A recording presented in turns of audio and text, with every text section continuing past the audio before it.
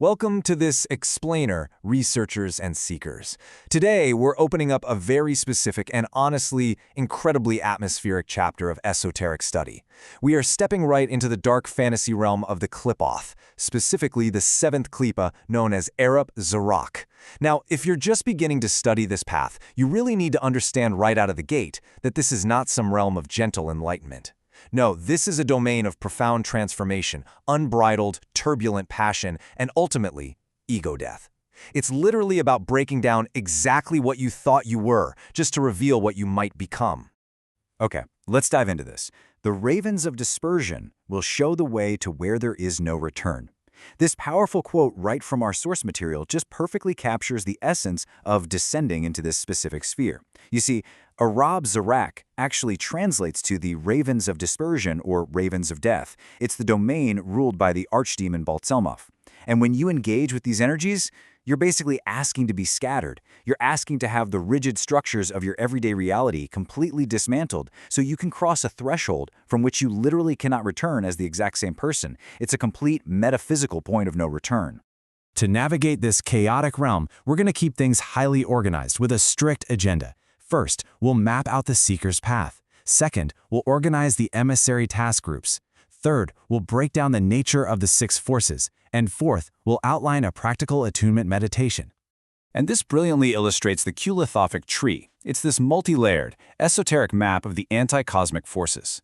If you look at the progression there, A'arab Zaraq is the seventh sphere. It's an astral realm of water and air, deeply connected to dark Venetian energies, conflict, and forbidden passions. But before you can grasp the entire tree, you really must understand the individual agents that are acting within this specific sphere. Section 1. Emissary Task Groups, Mapping the Forces. Now, what's really interesting about this breakdown is that to truly understand these six ancient demonic forces, we have to group them by their practical impact on a person's reality. It's like a system. Angertal handles the initial detachment. Then we hit a massive clearing phase, handled by Ratzichil, Bezerel, and Zabichel. But each operates so differently. One is war, one is wildfire, and one is a precise scalpel. Finally, Rebel handles the elevation of the surviving will, and Kubarel executes the finalization. By looking at their practical influence and these simple analogies, you can instantly see how they systematically dismantle and then rebuild the initiate. Section 2. Nature of the six forces. Practical influence on reality. First up, we meet Angirtail. Think of Angirtail as the ferryman of the ego, or essentially kind of like a hospice worker for the human personality. The sources describe him as the archdemon of funerary rites. His specific function is to liberate the spirit from what the texts call clay flesh, which is just the rigid causal reality of our everyday lives. So he doesn't destroy you violently. Instead, he anoints those who are already prepared to die to the material world. He curates their transition so they can ultimately transform into the higher spiritual forms of this realm. Next, we have to contrast two forces that both deal with destruction, but in completely opposite ways. Look at Zabichel and Bezerel. Zabichel represents cold, logical, internal sacrifice. His energy is exactly like a surgeon's scalpel. It's the precise, calculated separation of your valuable spiritual essence from the forms that are limiting you. Bezerel, on the other hand, rampant external chaos. He's the wildfire that burns down stagnant cosmic structures in your outer reality just to create fertile ash where the seeds of transformation can be planted. So one is a super precise internal cut, the other is a raging external inferno. Then we get to Ratzichel. If you are visualizing dark fantasy energy here, Ratzichel is the absolute pinnacle. He is described as the deadliest force of retribution, war, and victory. His practical influence is swift, violent clearing. For his allies, he grants liberation, what the texts refer to as an unnatural death to limitations. But for anything blocking the path of Baal Tzelmoth, he is destruction incarnate. Think of him as welcoming the blade. He's a blood-soaked scythe, harvesting the essence of life to feed the spiritual acres of the practitioner. Let's move on and see how this builds, because now we encounter Rebel. Rebel is the force of ultimate elevation.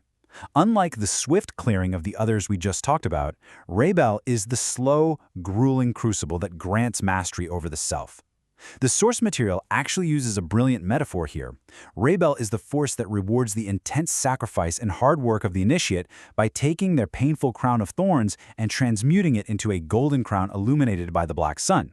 He is the ultimate teacher of willpower and authority. Finally, we reach Kabbalah, the grave gatekeeper. His function is purely finalization. He's the archdemon responsible for sowing the bones of the dead, acting as the ultimate threshold guardian.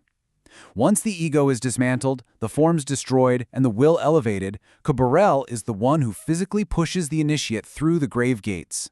He moves them right through the shadow of death and into the crowned black fires of rebirth. He's the final lock turning on the old reality. Now, as a researcher, you know that understanding these concepts intellectually is really only half the battle. You have to be able to conceptualize the actual feel of these energies. The texts provide some incredible multi-layered visual imagery to help with this. Imagine a heavy, liquid mother of pearl that flows with raw, unbridled passion. Picture raging storms over roaring astral waters. Visualize massive volcanic craters violently expelling countless flights of black ravens into the sky, all of it illuminated by the radiant, consuming heat of black fire. That right there is the exact atmospheric frequency of A'arab Zaraq. Section 3. Practice. Attunement medication. We've covered the theory and the mapping, but the crucial point is, how does a practitioner actually use this? Well, it's about applying this esoteric knowledge methodically.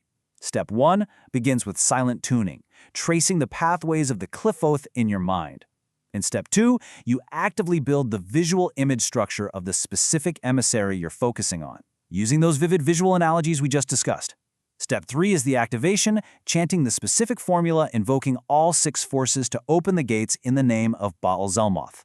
Angirtael, Ratzachel, Bazarel, Zabachel, Rabel, Kebarel, Liftash Shadi Ha'arab Zaraq B'Shem Baal Tzelmoth. And finally, Step 4 requires you to drop your defenses entirely and mentally embrace the black fire of transformation. This path through the Emissaries of A'arab Zaraq teaches us that profound transformation, it is never comfortable. It requires an active, highly structured dismantling of the self. Because true freedom, at least according to these texts, absolutely requires the deliberate destruction of your own limiting illusions. So I'm going to leave you with this thought as you continue your research. Look closely at your own life. What part of your own clay ego, what stagnant form or rigid belief, are you finally ready to sacrifice to the ravens of dispersion today?